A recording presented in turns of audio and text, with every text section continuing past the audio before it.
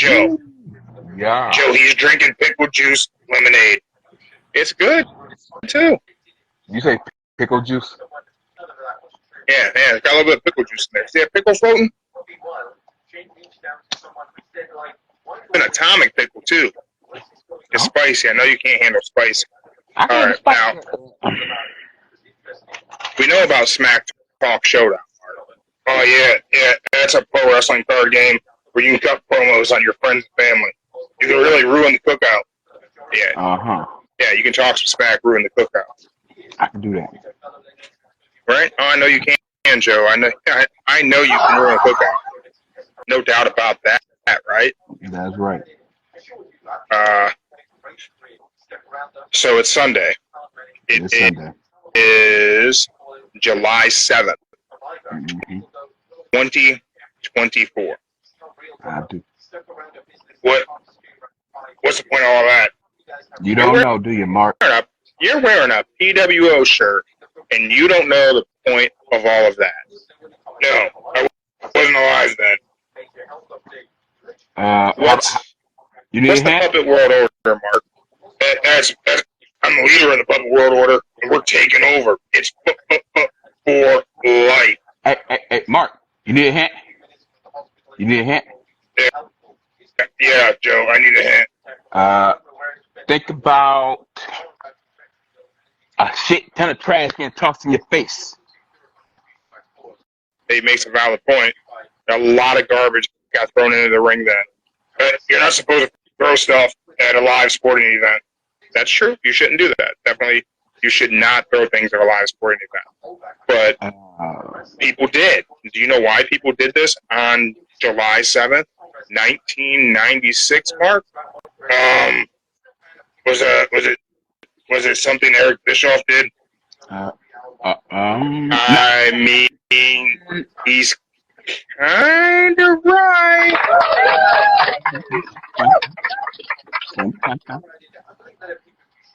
Mark, on July 7th, 1996, WCW Bash at the Beach, Hulk Hogan was revealed as the third man in the nWo, aligning himself with Scott Hall and Kevin Nash and turning heel for what was essentially the first time in his career. Mm-hmm. And after that, wrestling changed. Here's your intro music, Mark. Intro. I just came from EC. Them hood rats love me. They see my love for the hood put on for me. I just kept to myself, but knew some niggas that bang. So if you come to my city, won't hurt to mention my name. All you fuck niggas might win when you get tangled up with this rap shit, but you fuck niggas get killed. All right. Welcome to the show, Joe. Welcome to the show. I'm welcome. I'm welcome. Mark got all the sponsors in. Well, not everyone. He didn't mention Monsters Are Zero. Check out Monsters Are Zero on Instagram. They keep dropping new product. New things are coming. New gear is coming. Shirts for Joe might come in. Who knows?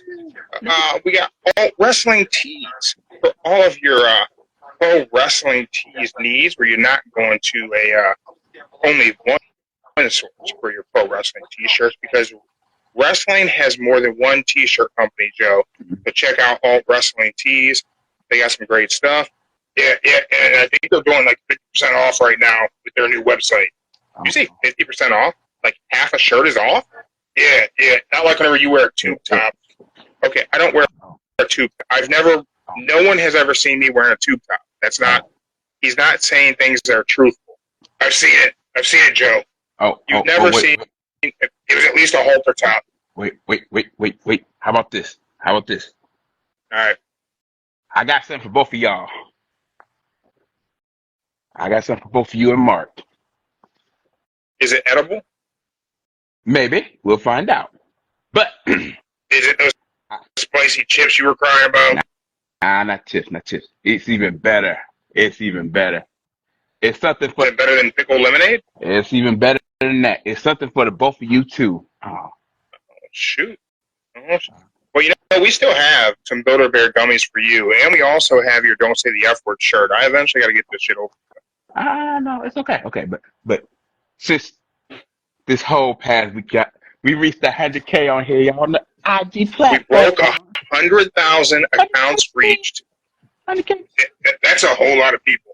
It really is a whole lot of people. A whole lot of people have seen our content that we have put out there, whether it be the live show on Instagram, the post on Instagram, whatever it may be. On Instagram alone, we've been able to be seen by more than 100,000 people in the last 30 days alone.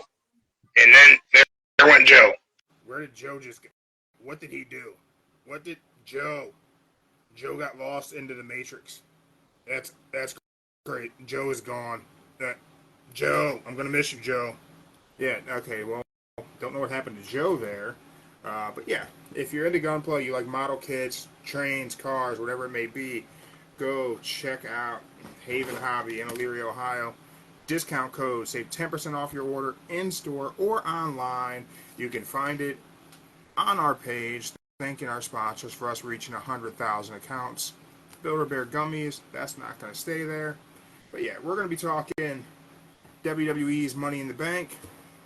We're going to be talking the history of the New World Order on the 28-year anniversary of Hulk Hogan turning heel at Bash at the Beach 1996. We're going to be looking for fond memories of the nWo. We are going to attempt to get the illegal brother-in-law back in here because Joe was abducted by aliens, I'm guessing, is what happened. Don't really know what happened there. Oh my God, Joe, I found The phone What'd flipped. you do? Did you fall in a well? My phone flipped and it went to Yeah, another page. All's well that ends in, hey, you gotta be careful. I don't want you to break the screen on your iPhone.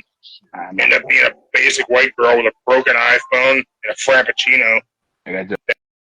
That's actually a cracked iPhone screen and a Frappuccino. that's Joe's. That's the T-shirt. That's the illegal brother-in-law T-shirt. And I have a cracked phone screen, a Frappuccino, and some Uggs. Mine's Uggs. But back what I said. So since I know you two like to do things in your spare time, so Mark and you two for reaching 100K. Look what I got y'all. Look what you got you. Look at you. You get the village. Oh, engine. It's down. Look at that. What? You gotta build your own engine kit? Yeah, look at that little boy. You know. That. You know. That's what you need to do. You're the one with all the free time. Your little one ain't home. Wow. What are you doing with your day right now? She still calls on a daily basis, so my day is not really gone, you know. Your day's not really free because she's still hitting you up on FaceTime and yeah, that's right. So it's not really gone. So when people ask, "Don't you miss her?" I like, how can I not miss her when she calls like every hour? Like, look.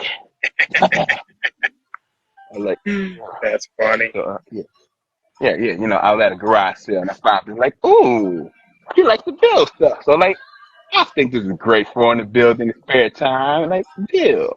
Man, that one might be tricky.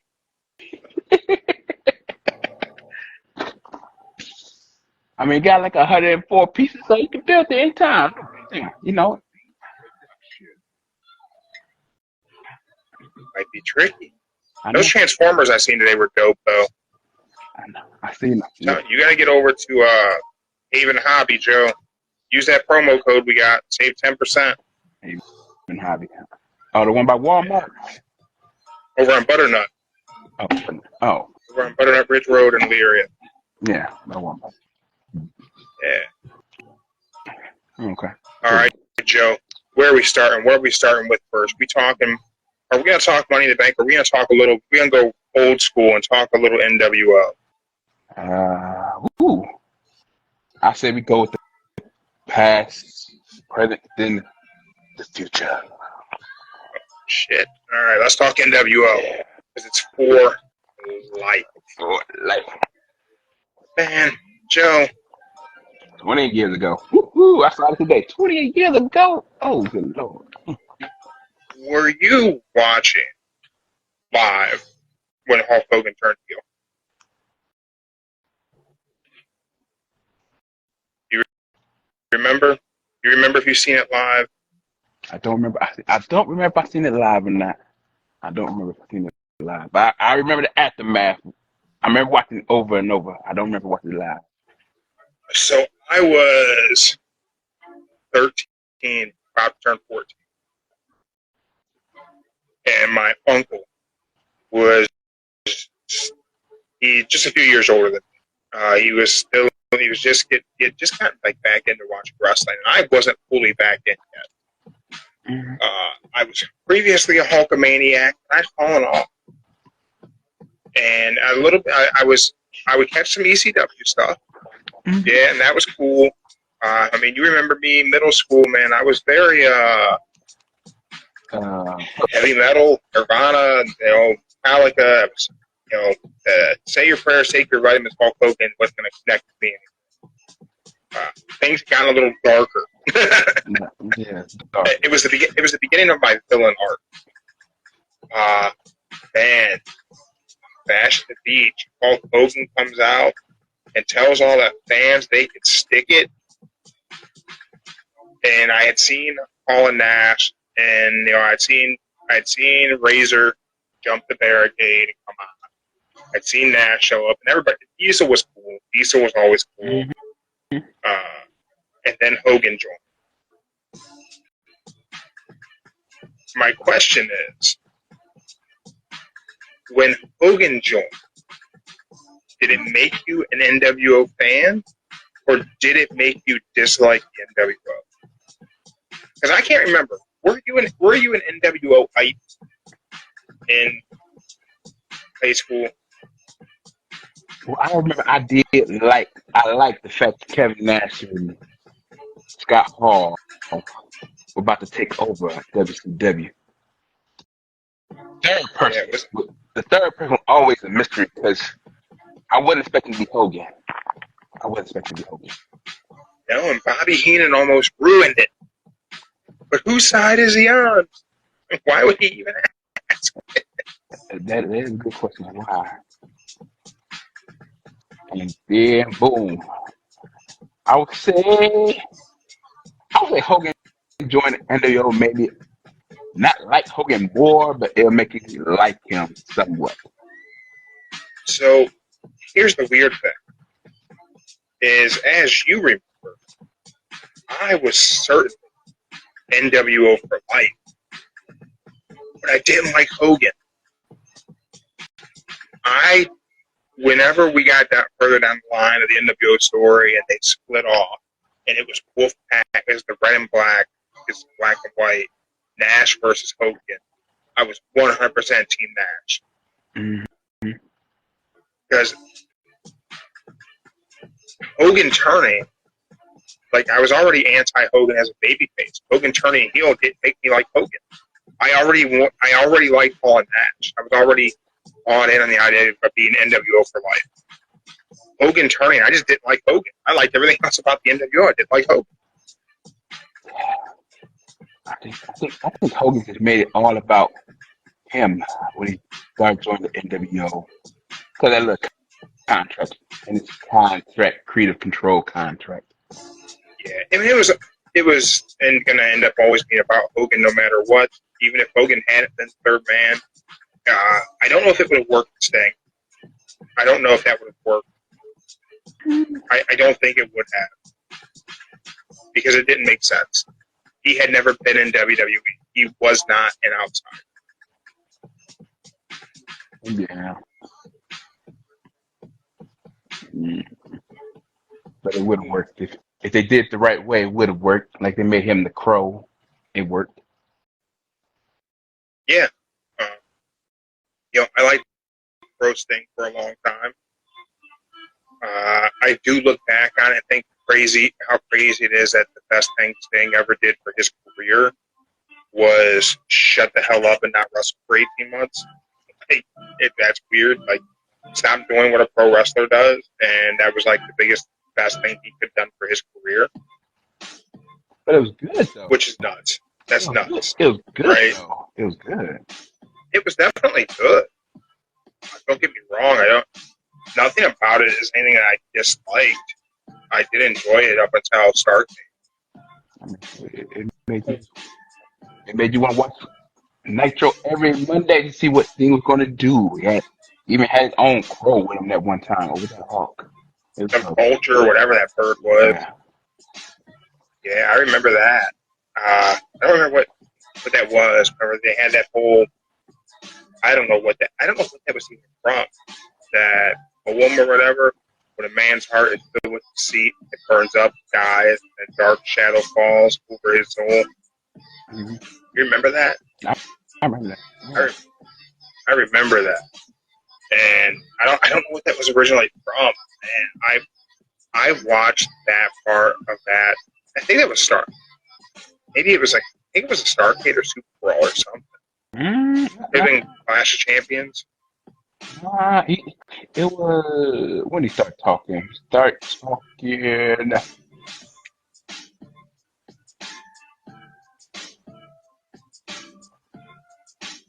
Super Bowl, he started talking.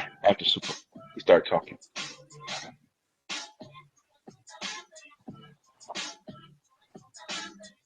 It's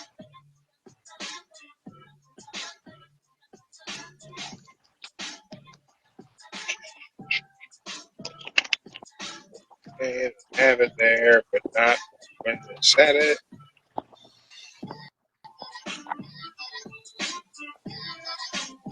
It was August 22nd, 1997.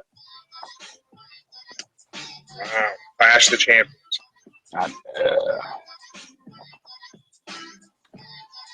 Yeah.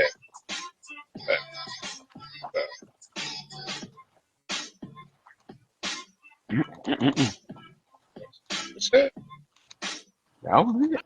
Hollywood Hogan sends it.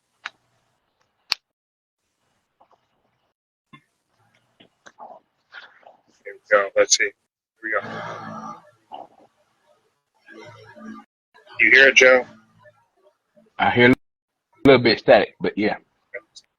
Static going. Here we go.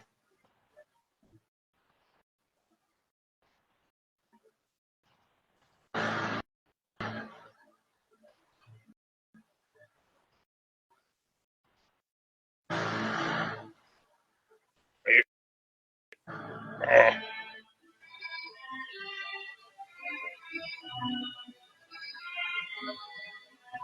When a man's heart is full of deceit, he burns up, dies, and a dark shadow falls over his soul. From the ashes of a once great man has risen a curse, a wrong that must be righted. He looked to the skies for a vindicator, someone to strike fear into the black hearts of the same man who created him.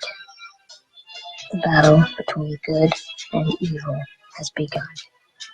Against an army of shadows comes a dark warrior, the purveyor of good, with a voice of That's probably all I'll get away with. Yeah. But that shit was creepy, right? It was.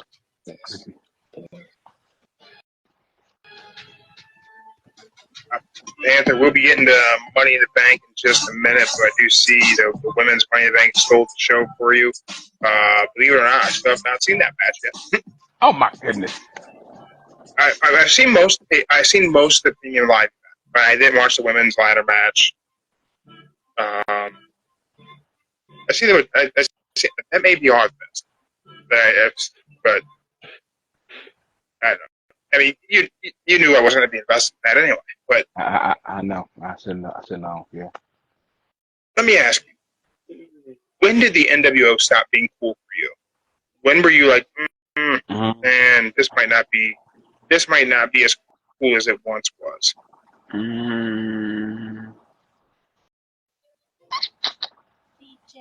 When they just started grabbing everybody. It was cool it was cool when you had 10 in the group. 10. I don't remember who the 10 were. 10? You're gonna go all the way to 10? Go with 10. 10 would be fine.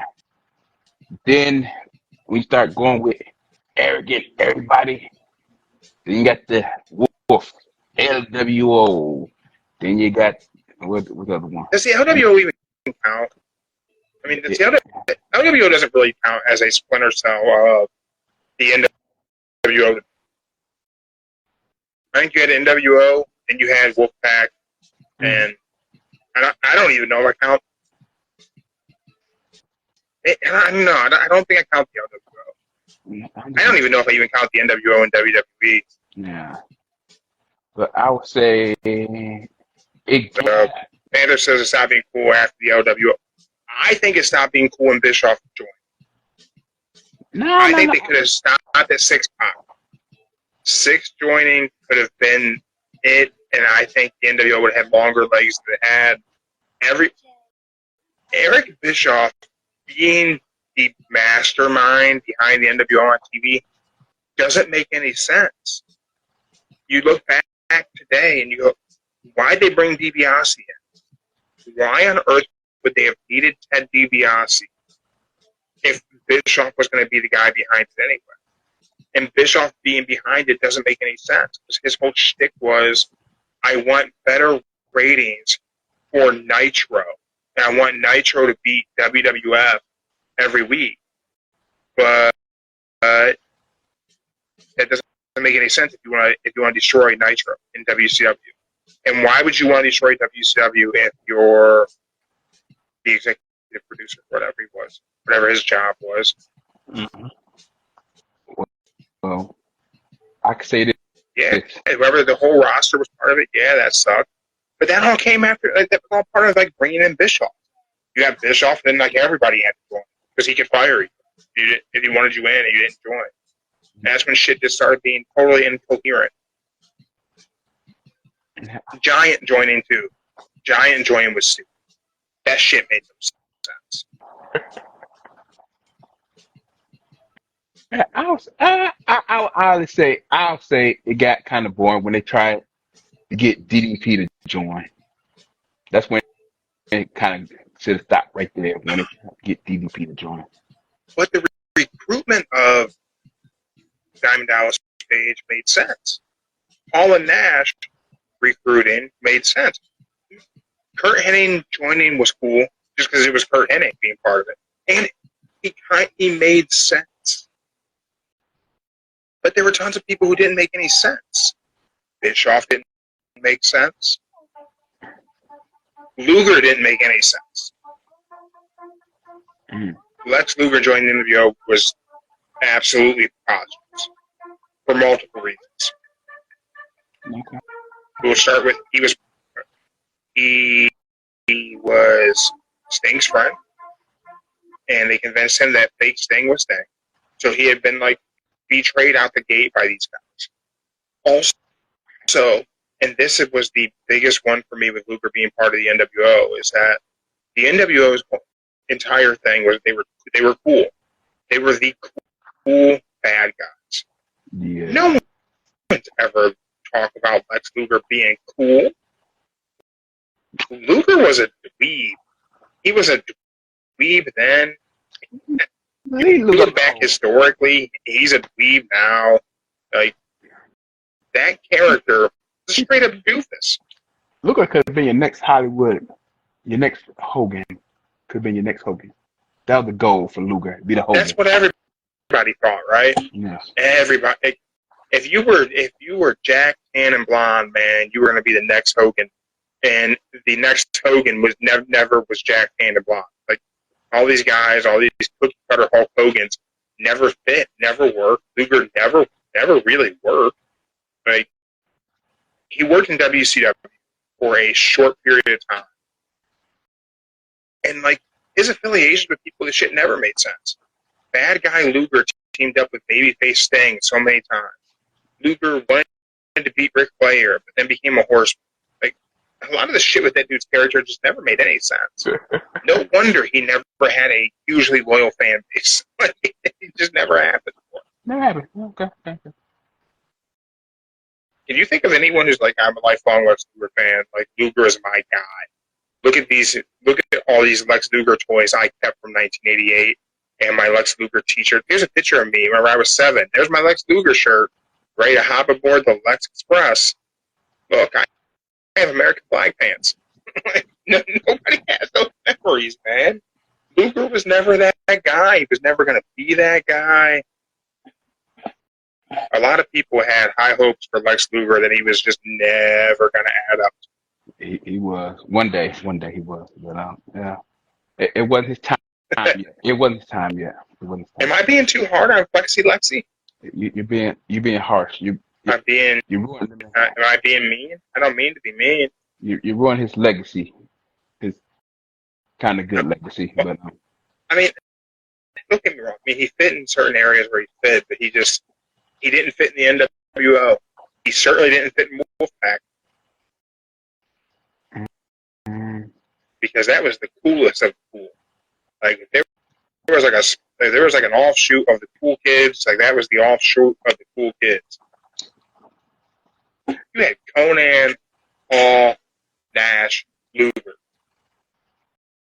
How the hell? This shit made no sense. at the time it made sense because they needed something for Luger. Ooh, To the Luger fans back in the '90s, it made fans. It made 17 sense. people. 17 people thought this made sense. Just saying something. It made them 17 people happy. That's all. That's all. So, I believe you. 28 years ago, NWO, lasting legacy in the world of pro wrestling. Most important faction, you think? Or no? You still not on board? You still think it's the Horsemen? I say it's up there. It's up there being the most important faction. It's up there. It's up there. I'm glad you at least give them their flowers on their birthday. Yeah. Let's talk Money in the Bank. Ooh. Tell me about the women's ladder match. You and the Okay, the Pan. women ladder. You guys are saying it was great.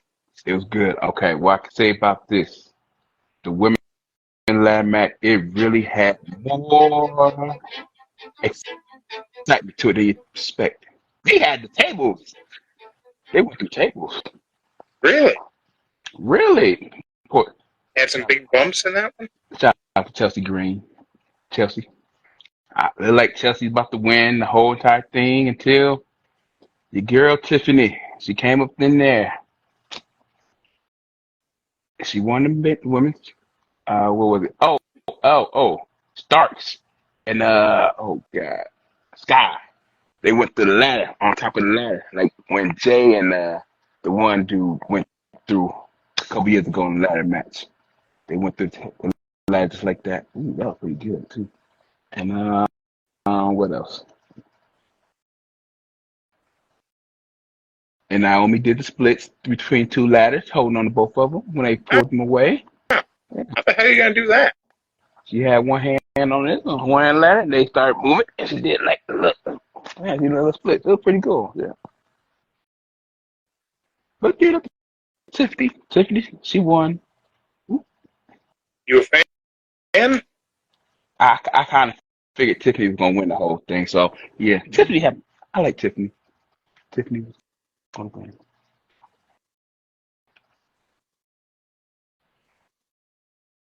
So, who do you think she cashed down?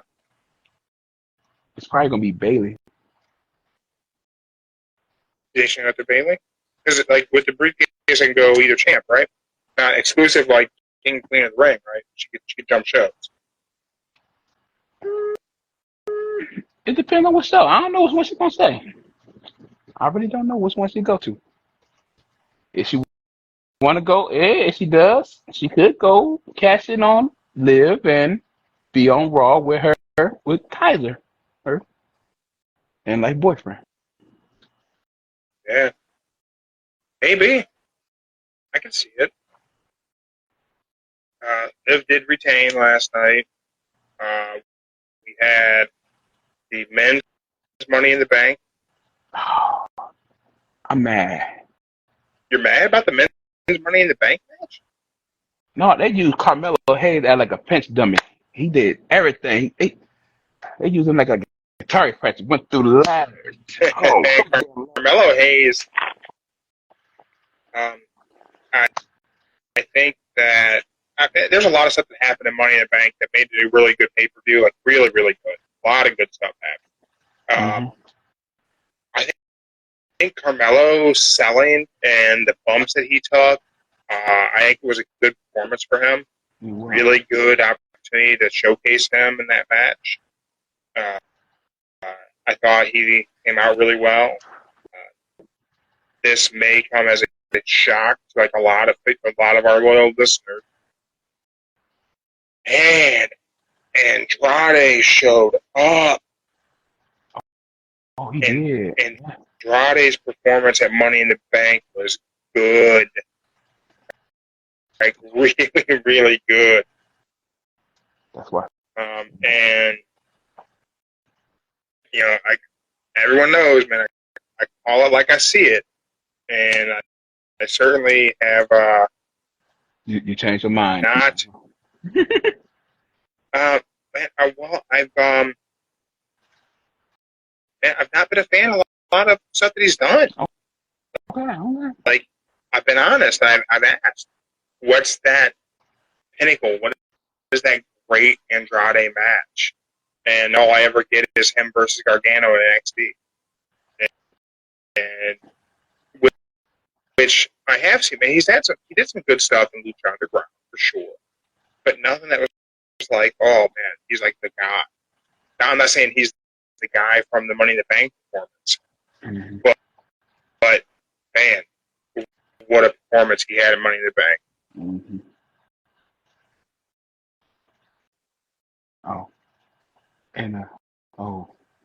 And good old main event Jay.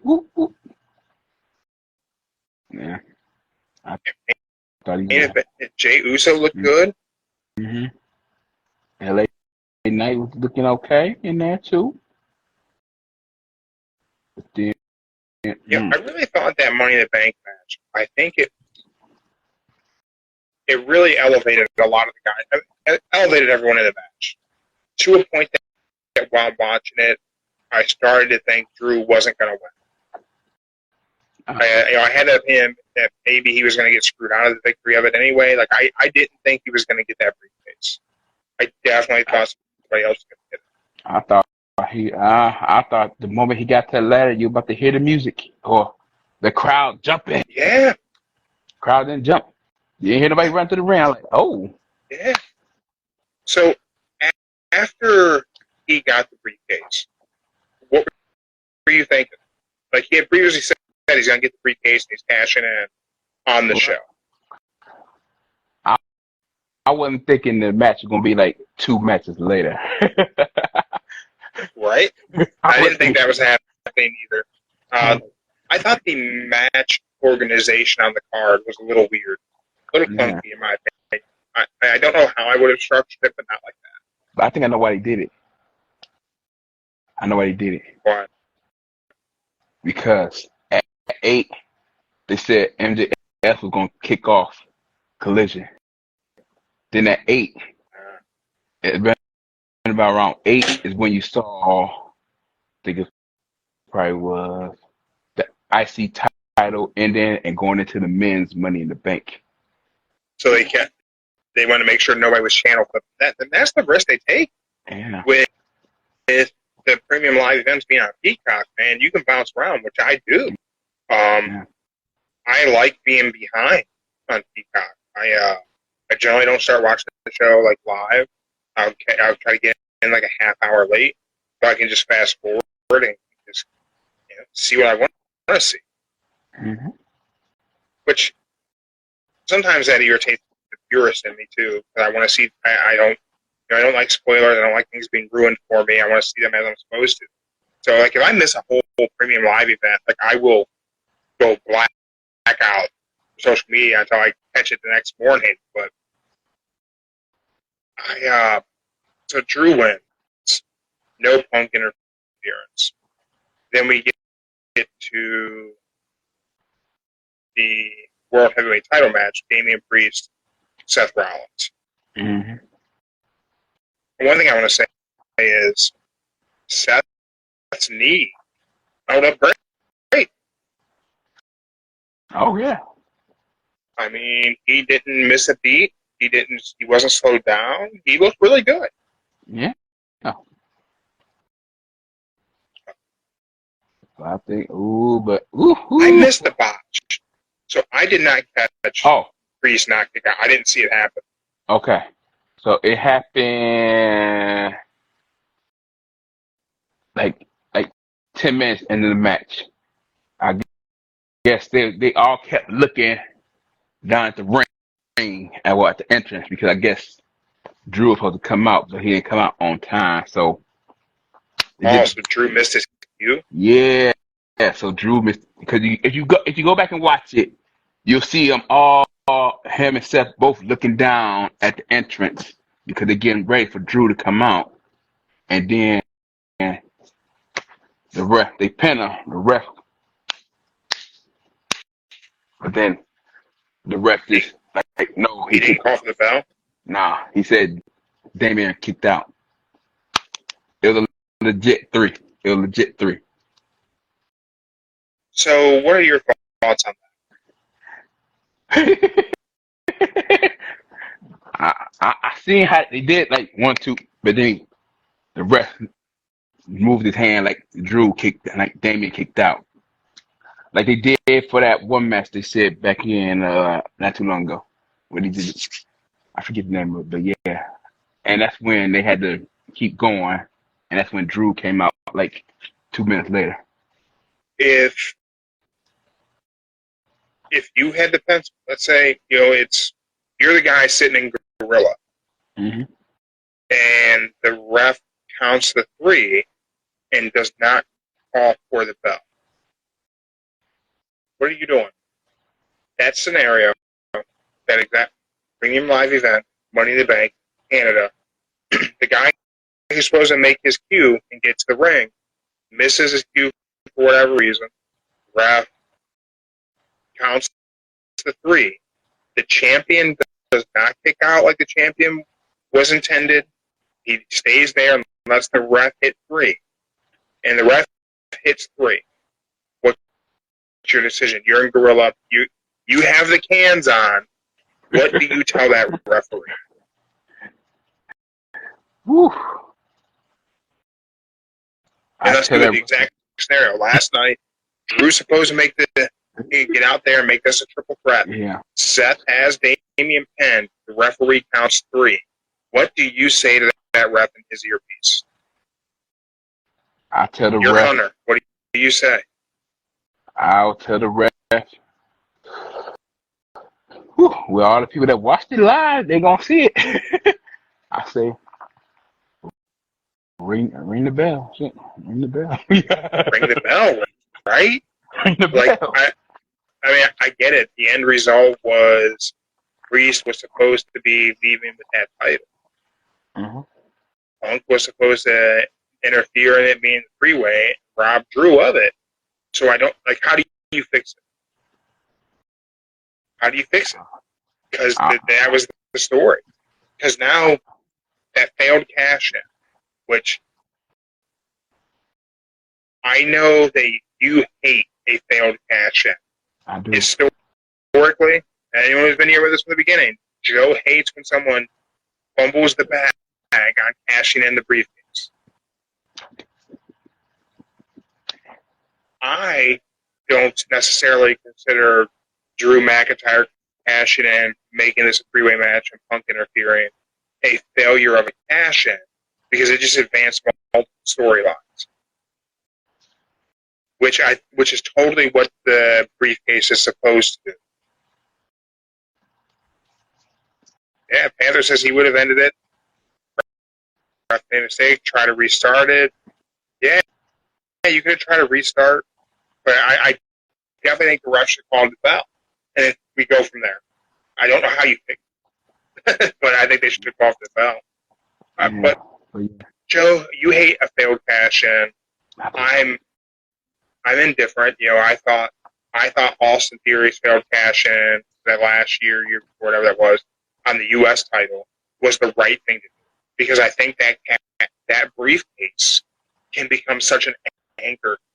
It can become such an look. Just a few months ago, we were talking about Damien of his time's ticking to cash in. They should probably pull the briefcase off of it. Because if you don't cash in a way that if you hold on to that briefcase for too long, your cash in has to mean a lot. Like, it's got to be very, very valuable. It doesn't just have to bring you the belt. It has to set you up for a feud. It has to advance a story. It's got to do a lot. If you hold on to it for too long, it then becomes like a very important thing of how you do it and are you successful. Mm-hmm. Look at Baron Corbin. Corbin had it for too long and failed on his cash. That's a problem. Drew getting rid of it immediately. Now we know it doesn't hang over anyone's head for the next year. There's no briefcase looming in the background. There's no story of, well, I'll have a match with you for that briefcase, buddy. Let me get that contract, and then like we have none of that shit for the next year. I'm pretty happy about it. You're not happy about it. You hate a failed cash in that much. It happens. It happens. I ain't mad no more, but it happens. It happens. I was just more mad. I'll say I was mad when they didn't let Damien Sandow win against John Cena with his tour or whatever he had going on with his arm at the time. I was more mad about that. He should have won. He should have won. That was my thing. Yeah. We'll get to Cena's retirement in a minute. Yeah. Yeah, I can see him doing a triple threat at SummerSlam. So we got Punk back in the mix now, costing Damian Priest the world title. Looks like Punk's timeline for being cleared to compete is going to be SummerSlam right in our hometown of Cleveland. I know. And you know the worst part about it? Tickets on sale. They still got tickets on sale right now to get some. But yeah. But you got $400. Dude, I already told you I don't want to go to SummerSlam. I do not want to go to SummerSlam. I mean, you can go. I don't want to go. We were just looking at the possibility of doing SmackDown that Friday. Yeah. Oh, look at that! I didn't know Panther. I didn't know you were from Ohio, man. Oh, damn. Okay. Awesome. Yeah. Me and your sister were talking about going to SummerSlam. I mean, that's her SmackDown Friday before SummerSlam, and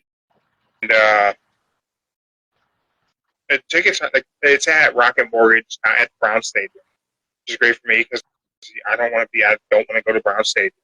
But there's a Guardians game at the same time, so you can't pre-purchase parking.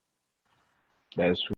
So it's either you're gonna go to a pay lot or hope for the best in the parking garage or park at Tower City, or park at the airport and just take the train. Yeah, I don't want to do none of that shit. Come on, this is me we're talking about. I don't want to do any of that shit. If they would have if I could have prepaid for my parking in the park garage to be guaranteed I can park in the park garage, I'd go to SmackDown. But dude, it's gonna be. It's just I've been in Cleveland for 60 some odd thousand people at the event. Nightmare. Or just park at the casino. You park at the casino. And AEW is going to be in Nashville, Blood and Guts, 28. Oh yeah. Yeah, it is. It's hard to find parking at these pay-per-views. You're right. It's hard to find parking. Like if I can't prepay for parking, the odds of me doing the thing are pretty slow. If there's going to be 70,000 people, I'm definitely not doing the thing. I'm not doing it. I just don't want. I don't want to be involved. It's not. It's not the money. It's a little bit of it's the money. I don't want to pay $300, $400 to watch it on the screen. Also, first weekend of August in Cleveland, it's going to be hot as balls, and it's going to rain. Those people in Brown Stadium are going to get rained on. Not a doubt in my mind they're going to get rained on. And it's going to, I bet you it thunderstorms. I bet you it just pours rain on those people. Can you imagine? It probably will. But I just found out. I found last night when my friends are going. I said, "Oh, cool." I was like, $400. Like, ooh. And it's Let's go. There go. If they give us the media credentials, cool. You can go. I don't even know if I want to go with the media credentials. I really don't know if I want to go. Okay, fine. Listen, I can't. I can try my best to talk them into it, y'all. It still be a no. So Man, you know, media credentials maybe. If I don't, if they put me in if we could just be in the media pit, I'd be cool with that. I don't want to be out. I don't want to be up in the upper level in Brown Stadium and then try and get back there for like the presser. I don't want to do all that. Man, give me an AEW show. I'd rather do the press. Give it less people. It's less people. okay. Like, Right, I bet you are cooking in Mississippi Panther in Mississippi now. Man, I bet it is hot. Are you down there by the Gulf? No. Got to do with them hurricanes and all that shit. My friend just left Mississippi to go to live in Houston now. So, woo-hoo. But AEW is in Nashville on 28th. Then the following week they're in South Carolina. And the South Carolina show, like the seating setups here, but like seats are like crazy inexpensive. Like, so looks like I don't know. We were talking about maybe doing a pro wrestling road trip, and 98 degrees in Mississippi. I don't know what it is, but it's hot. It's hot in Cleveland. It's 90. 90.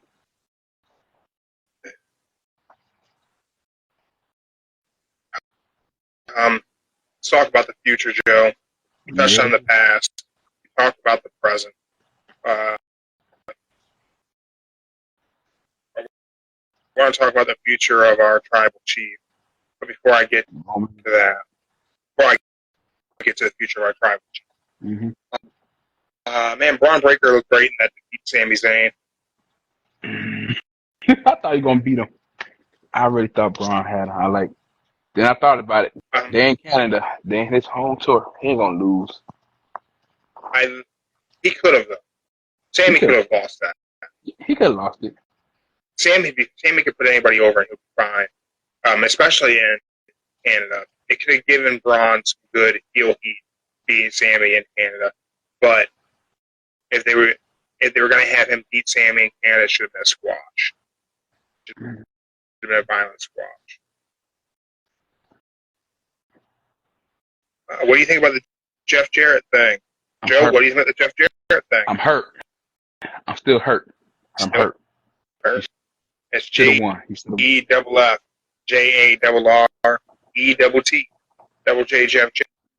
you forget it. Ain't he great? I'm hurt. He should have won.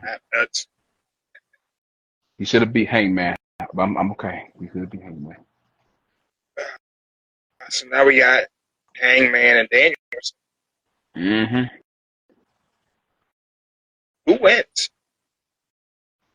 This is actually the scenario I didn't want for the Owen Cup. I didn't want to come down to Hangman and Danielson.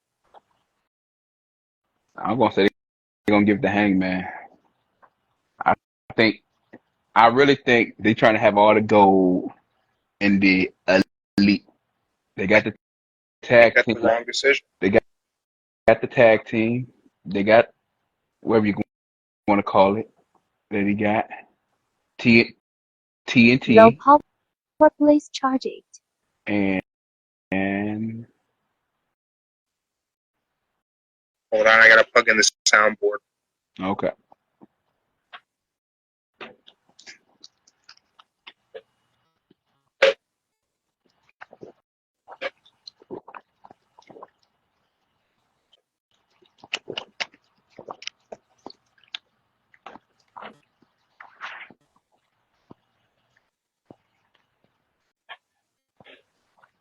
This is what happens on live TV, folks. Man, it happened. Nobody did. Y'all was really hoping for Jeff Jarrett to pull that off and go on to compete for that title. Yeah. So, as much as I say Swerve and Hangman is needs to be a lifelong feud in AEW, Swerve should cost Hangman the opportunity to face him, and then Swerve should lose to Danielson. That's so philosophy now. Adam Page can cost Swerve the match at Wembley. Yeah. MJF taking out Danny Garcia. To swerve back to MJF being a heel immediately is crazy. That's a crazy booking decision. How's it crazy? I'm not saying it's bad crazy. I'm not saying necessarily like that's a bad thing.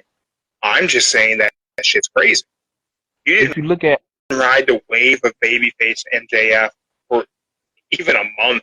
Like, it was 2.5 weeks. Okay, back to being a piece of shit.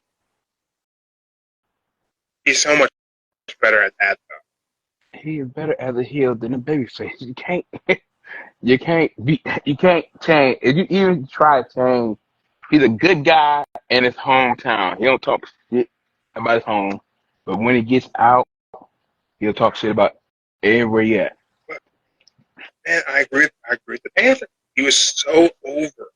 He was such an over babyface upon return. Like, that's a hard thing when you have a character people have so much emotion about, and they return. Even if they were disliked, they're going to return as a babyface. It's unavoidable. People are going to want to cheer. There's always going to be that pop. Same thing is going to happen in the world. MJF he's the ready-made star in AEW. There's nobody else to be the top babyface because Swerve's not a babyface. Your world champion's a heel. We all know. I always think your world champion should be a heel because it's about the chase. Uh-huh. And whenever MJF got into the world title picture, that would have been the time to turn him heel.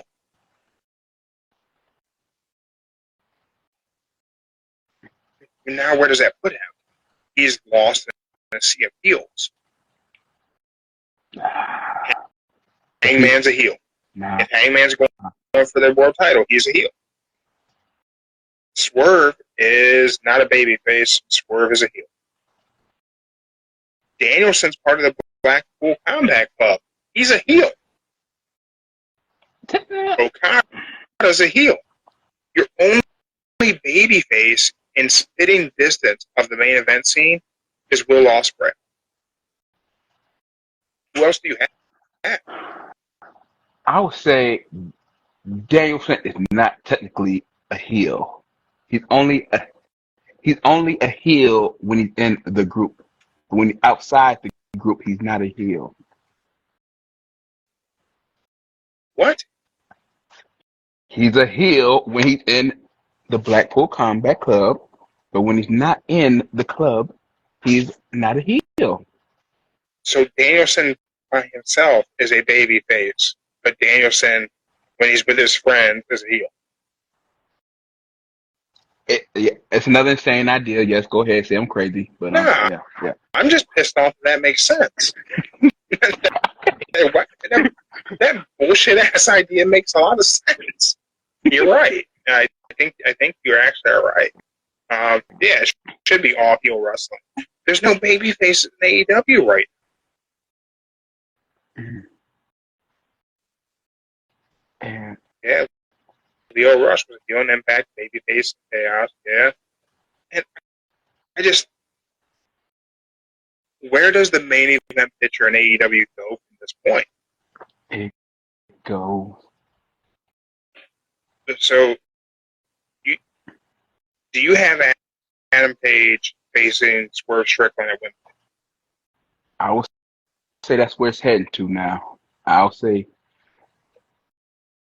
they're gonna try to hurt Danielson bad with him and Adam Page, or somebody gonna interfere. Cause I think they want the Elite to have all the gold. That's what's gonna happen. They got the tag team, TNT, the where one Okada got. I forgot the name of that one. The intergalactic, multinational, That's it. NATO world title, whatever that belt's called. I don't know what it is anymore. Yeah, and if Heyman, I guess he is elite. For now, he's elite. If he wins, I guess he is still part of the Elite. Technically, nothing's happened that's taken him away from being part of the Elite. And then boom, there you go. All you need is the AEW. You got 5 people with all the gold. Now, if they try to get a women's involved in it, they need to find a perfect woman to join. But I don't think they're gonna do that. But hey.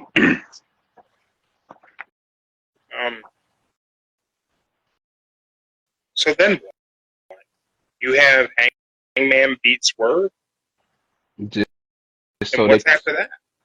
They will say that the Elite is running the company and the Elite has all the gold. They'll try to be like the future evolution. Woo-hoo. Run the show with all the gold. Like the 4 Horsemen and everybody else. All the faction that had all the gold. That's what they're trying to do. Yeah. I don't really know who you work against Tony Storm. I mean, you would have thought that was the position they were putting Mercedes in. But now that you now Britt Baker has returned, I think Mercedes is a waste of $20 million. If that contract, you know what I mean? Like, we don't know those dollars are real, but I think that's a waste. I don't understand the logic in signing her. I get it. You want to appease fans who want you to build a strong women's roster, and she's the biggest free agent out there in that category. But you had Britt Baker waiting to get healthy, bigger homegrown star. Oh, they could have what's it called? Selena. Go out there. Tony Storm. Yeah, I think you pull the belt off Tony Storm and get out into Britt Baker, and then you have Britt and Mercedes feud with that title involved. Just gotta act quick, gotta move on that fast.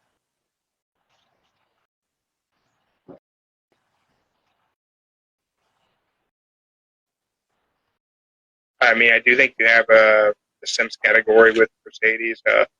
Panther said with Mercedes, it being the star power and the money and the merch. And sorry if he offends anyone, but Sims as well. I don't know, man. I can't imagine she's really selling much merch. I don't think she is. She's certainly not selling out arenas. She's not popping you a rating. Now, granted, I'm not saying. I've always said that live attendance, those ratings, are not the end-all, be-all. I think merch sales is pretty important because it dictates how popular you are. But it's also 2024, and not everyone's getting their hands on merch that pertains to a star through the traditional means. You know what I mean? There's a lot of avenues to represent being part of a fan base without buying the official merch from AEW or WWE. Big reason for that being both of those companies make some really, really shitty designs. Like, historically, WWE's WWE shop has been just bad T-shirt design. AEW also rarely ever knocked it out of the park. WWE has gotten better recently. Jey Uso's newest shirt's cool. But man, some of the shit from AEW is not great designs. It's not a great print. It's No. not a great shirt. The shirt quality, the feel of the shirt from a lot of those shirts at AEW shows or even if you order them online, they just feel awful. And you know who's got great designs and a great shirt feel? Oh, Wrestling Tees. Relaunching their website and 50% off. Mm-hmm. I get the codes every week. Yeah. Oh, Wrestling Tees has some great shirts. Yeah, like the thing with AEW, like the video game was rushed. But I don't know. I think that there were opportunities for AEW to do something different with their video game. I think they could have connected with Retro Studios on their arcade style like Retromania game, and they could have done some licensing there that probably would have turned out better than Fight Forever. They wasn't But big. AEW hasn't put out a lot. I mean, initially out the gate, they had some decent stuff because we were getting guys who were never treated like major stars, treated like major stars in the merch department. And you had Bullet Club shirts, and Bullet Club shirts were great. That's beautiful. Club. But I don't know, man. I don't think you're gonna go finding a lot of people rocking the Mercedes merch. I don't think anyone outside of that first night in Boston are buying tickets because Mercedes is going to be there. But if you're missing out, I would say go to AEW shows and they're in your area. That sucks if you're a wrestling fan because tickets are pretty inexpensive. I know. If you look to the future, our tribal chief, what's next for Solo Sikoa? Ooh. Because he's your tribal chief, Joe. He's going for the gold. He said it. Roman's got a problem with that. He'll handle it. Now, do you acknowledge Solo Sikoa as your tribal chief, Joe? Everyone live on Instagram. Do you acknowledge Solo Sikoa as your tribal chief? I'll tell you what. You're on YouTube, Spotify. Who is your tribal chief now? I will say this. I will acknowledge Solo as my tribal chief the moment he takes out Roman. If he takes out Roman, I will acknowledge him. I will be the first one to say it. When do you see Roman Reigns returning and how? I will say, since I won't be there, it's going to be at SummerSlam. You think Roman returns at SummerSlam? I'll be mad. Because I wasn't there. But then again, I'll be happy because I saved on $400. I'll be mad. But I would say this is what's going to happen. If Solo wins against Cody at SummerSlam, because look, it's going that route. I would say Roman Reigns will come out and challenge Solo for that belt. Do you think Solo's going to beat Cody Rhodes? I think Solo is going to beat Cody Rhodes. But if not, let's just say That's Solo. crazy. I'll give you my two philosophies. Why? Here's two philosophies. One, if you look at it, Cody's not being the great champion that everybody wants him to be. He's not. What are you talking about? Look, it was cool when Cody beat Roman, but now it's just like, Cody just got the belt. He just holding it. The kid. Do you know why? Do you know why? That's it. You know why it's a problem? Because Cody Rhodes is the baby face. Yeah. The title is about the chase. And people are feeling it. It's so funny to me that you feel that way because nothing pisses me off more than seeing people feel that way about Cody. He's defending the belt. He's putting on great matches. What more does everybody want from the guy? He's on the shows. He's making the towns. He's doing the house shows. He's hugging the kids. He defends the belt. Great matches, great promos. Everybody. Why is he always gotta tell me who his dad is? Why is he crying again? That a great run. I ain't Same go that people far now, but who would tell me Cody Rhodes isn't having a great run tell me Damian Priest is. Joe. How is the Cody run not a good run, but Damian Priest's run is a good run? That doesn't make any sense. I see things the complete opposite. But let me go ahead. oh no. Let me take the pencil, take the notebook. Go ahead. I'll write this down, Joe. Ready? Write it down. We got some comments coming in on Instagram. Oh, Got the Panther. Because you got to let it simmer. Future challengers. Past decade, but almost force-fed heels as champs. It's a breath of fresh air, and some people can't breathe it. And I agree. We have, and that's going to be the next subject I'm going to get to in just a second. Keep that comment right there. Here's SummerSlam, Joe. I don't think Solo beats Cody. I do think it's Solo and Cody. I think just as Cody Rhodes is about to beat Solo, it's about to beat Solo, and since, the odds are we're not going to be there, I think The Rock returns. Right as Cody is about to put Solo away. Ref bump, probably. A lot of bloodline interference, a lot of shenanigans, just like Mania. And The Rock comes out, and then the lights go out, and then Roman returns, and Roman stops The Rock from interfering to help Solo beat Cody. Roman helps Cody beat Solo. Cody Rhodes retains. Bloodline. Civil War gets started. I think so. Nah, I think it's gonna be bad. I think it's gonna be like this. What if Solo doesn't win? I say Roman comes out and confront him about talking about he being a tribal chief, being this and that, and then you got the new bloodline just jump Roman right there on the spot at SummerSlam. I see someone suggest that the Bloodline should change their name, and I think that's one of the dumbest takes anyone could have right now, is that the Bloodline should change their name.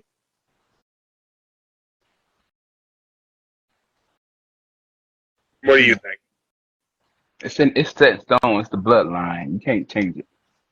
It's the only family trio group in history of wrestling.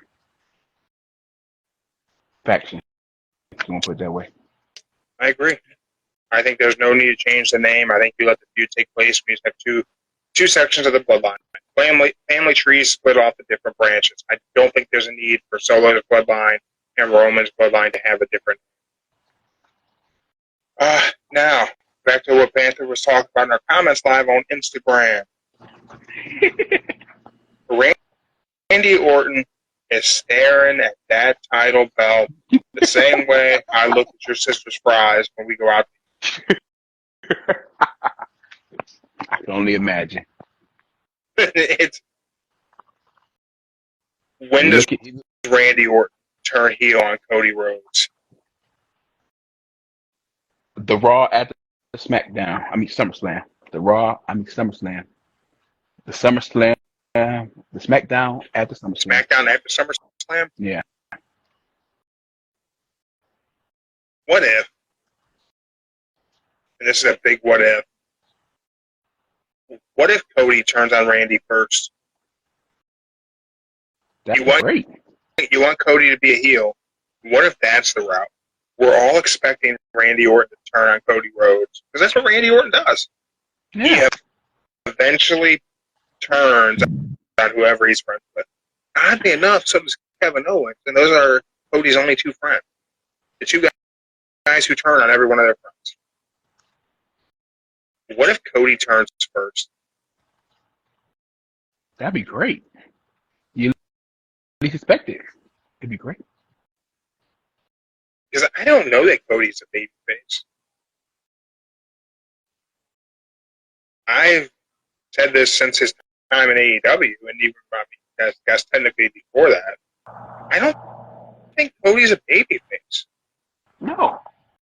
I think Cody's a heel who thinks he's a babyface. And I said back then, I said if when Cody wins the title, man, he should turn heel. They ain't turned heel yet. I'm still waiting for that, though. Do you think he turns heel, like realistically, not just fantasy booking? Do you think he turns heel during this title reign, or does he have to lose the title first? It's better if you lose the title first. Do you think that should be the catalyst, that he loses the belt and that makes him, that's the beginning of his villain arc? Yeah. I think he loses the belt. He gets like, I wouldn't say depressed, but he gets warmed up, hurt that he did all this for these fellow fans. Y'all cheered for me. Now it's time for me to find me again and be the American nightmare, which is not like the American dream, but a nightmare, be an evil. And then it might crumble his stocks, but yeah, it could work out for him. See, I don't think he needs to. I don't think there needs to be a promo about Cody turning. I mean, you gotta think about it. Everybody needs a promo. Three sides of him. Yeah, it would be crazy if he did three sides. He was like playing like a split personality type character. I don't think they need to do that. I think if we're gonna get the like an actual presentation of a heel Cody Rhodes in WWE, I think it should be a very super slow burn. You know, kind of like the fact that he still hit AJ with the steps after that match was over with. He got the okay from Mama Rhodes, so it was okay. But that was what a heel does. Bad guys. I think it should just slowly be Cody has a willingness to do things to remain champion. And those things just slowly become increasingly more heel-like, and he starts not behaving like a baby face. Slow things. See, he knows about it. He like, yeah. Yeah. You know, and that Cody Rhodes, that Bullet Club Cody, the one who was the one that the fans started liking, like myself, the Bullet Club Cody, the elite Cody, Cody on the Indies, was a heel. The American Nightmare Cody Rhodes, well, the American Nightmare Cody, because they wouldn't let him be Rhodes, was not a babyface. He was a heel. He never turned babyface. We all just accepted that bad guy because his reasoning for doing what he was doing made sense. Kind of like rooting for the Joker. There you go.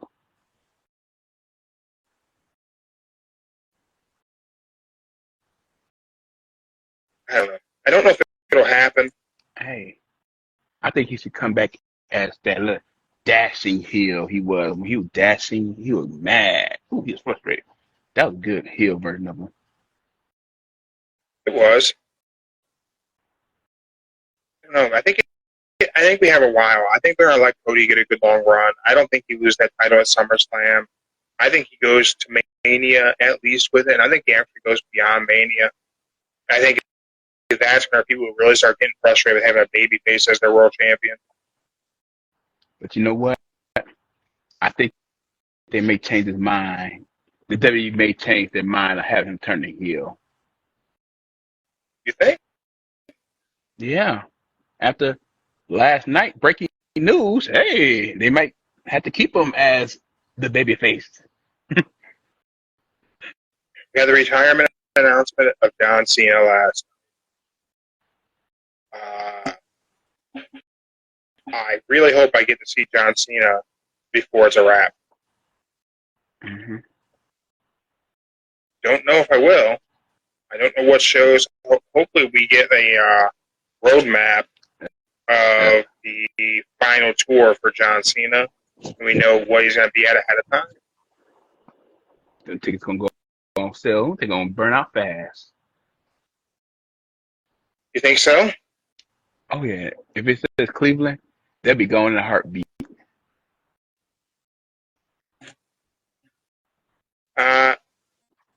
That's one of my big things with that SmackDown before SummerSlam.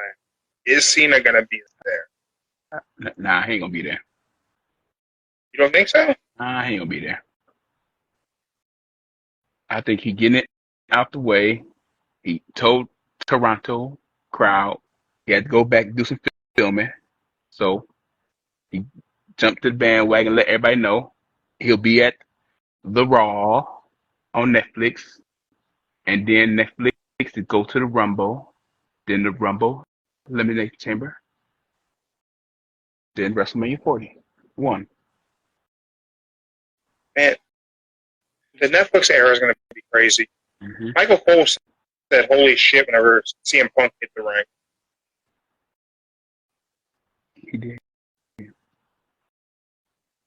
Damn, and Michael Cole, caught almost all of Cena's matches too. That's gonna be sad too. It's a sad moment. Yeah. Later on this week, when we get together, we'll talk about some good John Cena memories, what you enjoyed most of Cena's run, and who you think can fill that void. But with that, brings us to the end of the show. Yay. Drop the information in. This is our Wrestler of the Week, brought to you by Haven Hobby, located in Elyria. Use our promo code Elyria Gunplay. You can save 10% on your entire order. That's in store and online.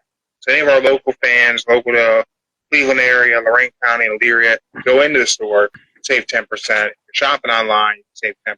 If you're a plastic addict and you have a new ADHD hyperfixation, you want to build some models, whatever you're into, they might have your hook up.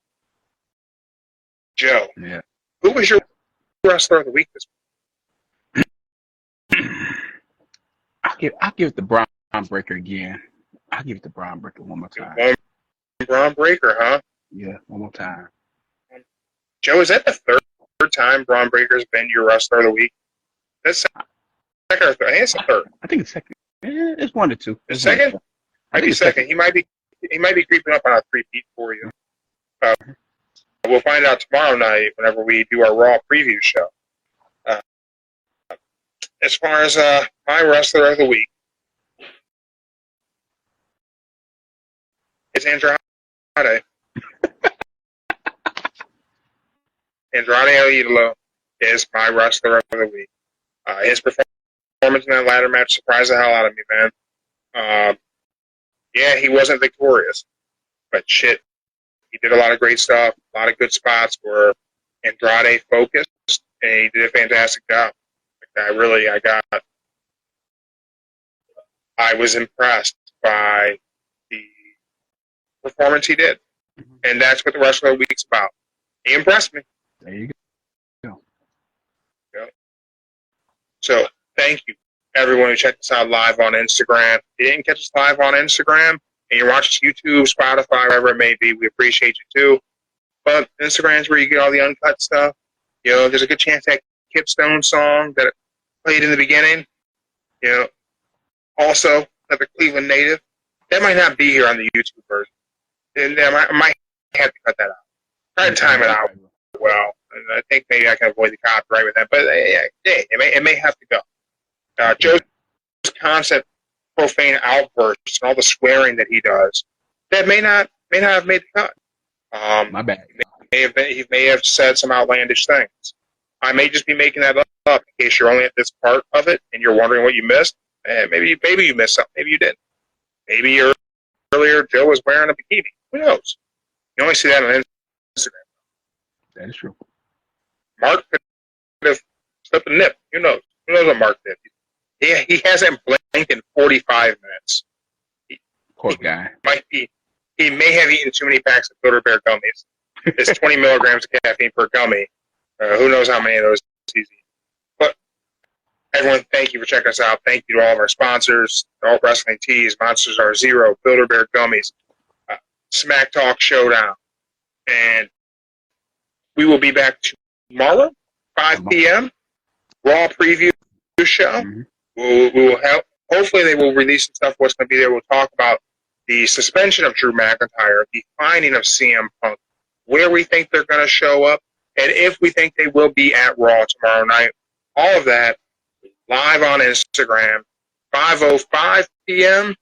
Joe, any famous last words for the illegal brother-in-law who is simply shocked that I named Andrade as my wrestler of the week? This may be the absolute only time that ever happens.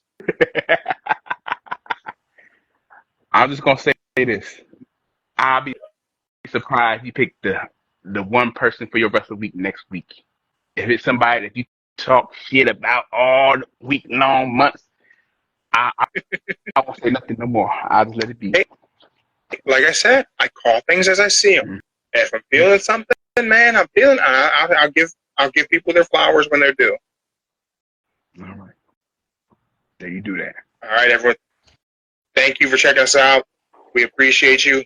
All 107,000 accounts we have reached in the last 30 days. We appreciate every single one of you. Please keep helping this thing grow. Biscuit, you're here at the end of the show. Everyone go check out Biscuit, the Slap Happy Hippie. He's been known to slap the shit out of people. Make sure you check him out on Instagram. We will be back tomorrow, 5:05, right here on Instagram. Till then, keep it classy. All right. See y'all.